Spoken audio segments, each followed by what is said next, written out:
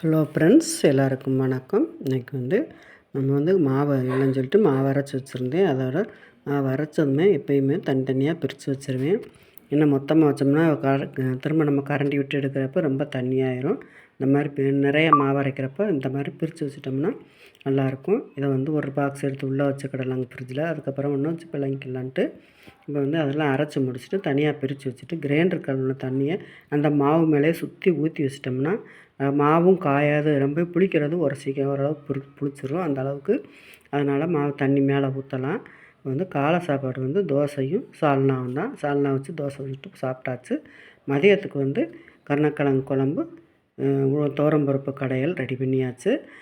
Chicken rice கடையில் வாங்கி வச்சுருந்தாங்க, அதையும் வச்சு ட்ரெஸ் எடுக்க போகிறப்போ ஜவுளி கடையில் இந்த மாதிரி வித்தியாசமாக இருந்தது. அதையும் ஒரு வீடியோ மாதிரி போட்டுட்டு வந்தாச்சு.